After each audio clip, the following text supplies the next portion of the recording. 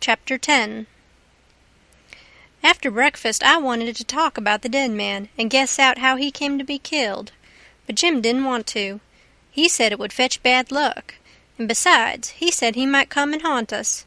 He said a man that wasn't buried was more likely to go a-haunting around than one that was planted and comfortable. That sounded pretty reasonable, so I didn't say no more, but I couldn't keep from studying over it and wishing I knowed who shot the man and what they done it for. We rummaged the clothes we'd got and found $8 in silver sewed up in the lining of an old blanket overcoat. Jim said he reckoned the people in that house stole the coat, because if they'd knowed the money was there, they wouldn't have left it.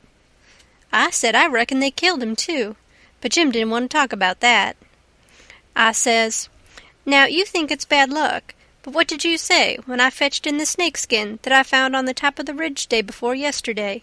You said it was the worst bad luck in the world to touch snakeskin with my hands. Well, here's your bad luck. We've raked in all this truck and $8 besides. I wish we could have some bad luck like this every day, Jim." "Never you mind, honey, never you mind. Don't you get too pert. It's a-comin'. Mind I tell you, it's a-comin'." It did come, too. It was a Tuesday that we had that talk. Well, after dinner Friday, we was layin' around in the grass at the upper end of the ridge and got out of tobacco. I went to the cavern to get some and found a rattlesnake in there. I killed him and curled him up on the foot of Jim's blanket ever so natural, thinking there'd be some fun when Jim found him there. Well, by night I forgot all about the snake, and when Jim flung himself down on the blanket while I struck a light, the snake's mate was there and bit him. He jumped up yellin', and the first thing the light showed was the varmint curled up and ready for another spring. I laid him out in a second with a stick, and Jim grabbed Pap's whiskey jug and began to pour it down. He was barefooted, and the snake bit him right on the heel. That all comes of my being such a fool as to not remember that wherever you leave a dead snake, its mate always comes there and curls around it. Jim told me to chop off the snake's head and throw it away, and then skin the body and roast a piece of it. I done it, and he eat it, and said it would help cure him. He made me take off the rattles and tie them around his wrist, too. He said that would help. Then I slid out quiet and throwed the snakes clear away amongst the bushes, for I warn't going to let Jim find out it was all my fault, not if I could help it.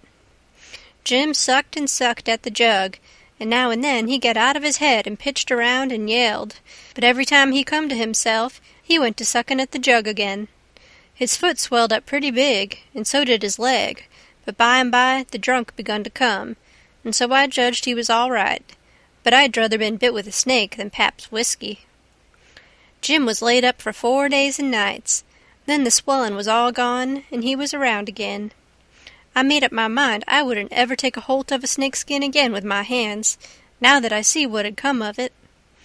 Jim said he reckoned I would believe him next time, and he said that handling a snakeskin was such awful bad luck that maybe we hadn't got to the end of it yet. He said he'd druther see the new moon over his left shoulder as much as 1,000 times than take up a snakeskin in his hand.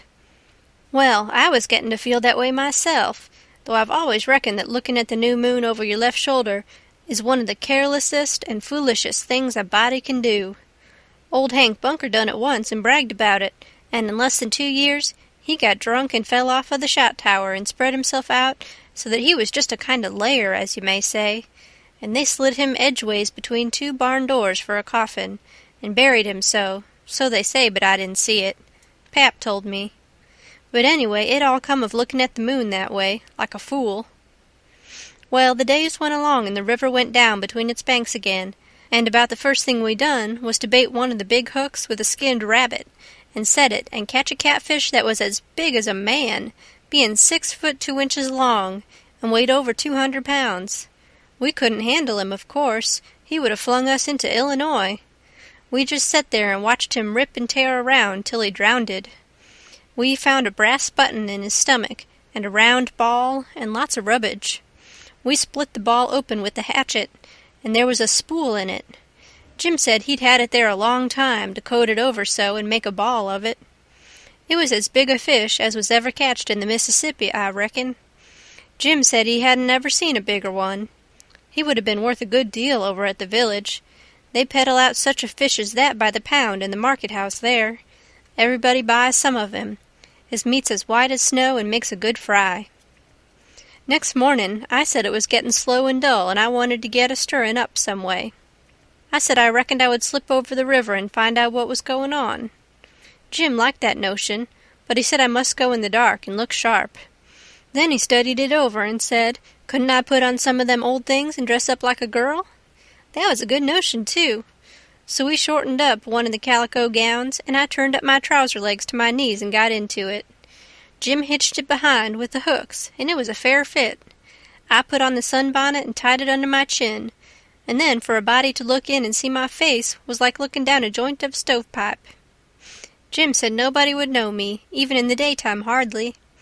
I practiced around all day to get the hang of the things, and by I could do pretty well in them, only Jim said I didn't walk like a girl, and he said I must quit pulling up my gown to get at my breeches pocket. I took notice and done better.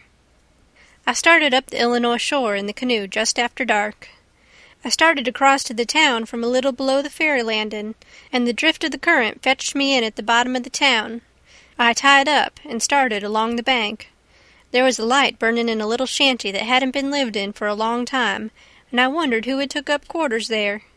I slipped up and peeped in at the window. There was a woman, about 40-year-old, in there, knitting by a candle that was on a pine table.